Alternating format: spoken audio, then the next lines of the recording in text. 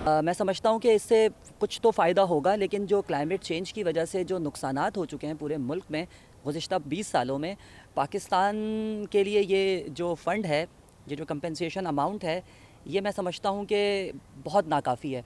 और इम्पॉर्टेंट बात यह है कि हम कब तक फ़ंड्स के ऊपर डिपेंडेंट रहेंगे, क्योंकि फ़ंड्स से जो अमाउंट आएगा उससे हम अपनी एग्रीकल्चरल लैंड्स को दोबारा रिकवर नहीं कर सकते, अपनी वाटर के जो हमारी फ्रेश वाटर की क्रीक्स जो ज़ाया हो चुकी हैं उसको हम रिकवर नहीं कर सकते।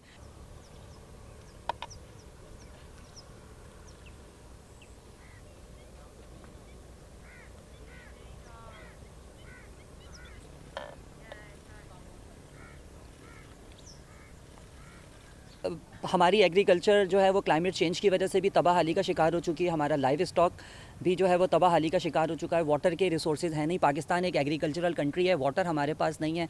हमारी जो एग्रीकल्चरल एक्टिविटीज़ जिन जिन जगहों पे हो रही थी, ख़ासतौर पे शाह बंदर, केटी बंदर में, जहाँ से हमें गंदम, कपास, गन्ना और ये सारी चीज़ें हमें मिलती थी, तो वो सारी फील्ड्स जो हैं वो सी वाटर इंट्रूजन का शिकार हो गई हैं। तो ग़िज़ाई किल्लत वैसे ही बहुत ज़्यादा है, सप्लाई जो है वो कम हो गई है, डिमांड बढ़ गई है पॉपुलेशन के बढ़ने से, और अगर इस पर काबू नहीं पाया गया तो मुस्तकबिल में बहुत ज़्यादा महंगाई हमें देखने को मिलेगी और फिर हमें दूसरे ममालिक से जो है वो फिर दरामद करना पड़ेगा।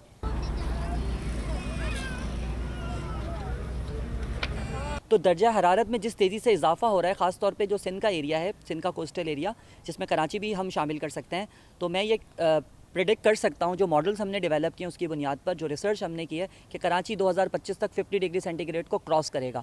इससे पहले भी ये टारगेट अचीव हो सकता है। तो प्रॉब्लम ये है कि 1 डिग्री का इजाफा या 0.5 डिग्री का इजाफा बहुत बड़ा चेंज लेकर आता है। तो मैं ये समझता हूँ कि हमारी जो एग्रीकल्चरल एक्टिविटीज़ इससे मुतासिर हो रही हैं, हमारा जो लाइफ स्टॉक इससे मुतासिर हो रहा है। आप ये देखें कि सैलाब के ख़तरात बढ़ते चले जा रहे हैं। 2010 का फ्लड हमें याद होगा, 2022 में उससे ज़्यादा डैमेज हुआ। 5 से 6 साल के अंदर एक फ़्लड और हम प्रेडिक्ट कर सकते हैं, जो मॉडल्स हमें बता रहे हैं, तो उसमें इससे ज़्यादा डैमेजेस हैं।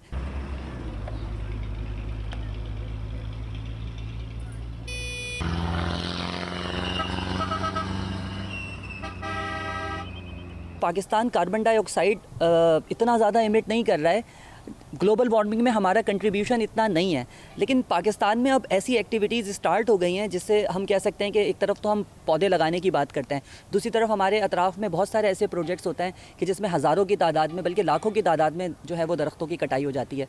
तो मैं ये समझता हूँ कि इन दरख्तों के साथ साथ हमें और भी ऐसे इकदाम करने की ज़रूरत है, ताकि फ्यूचर में हम क्लाइमेट चेंज जैसी मुसीबत के साथ साथ ग्लोबल वार्मिंग का भी जो है शिकार ना हो जाए।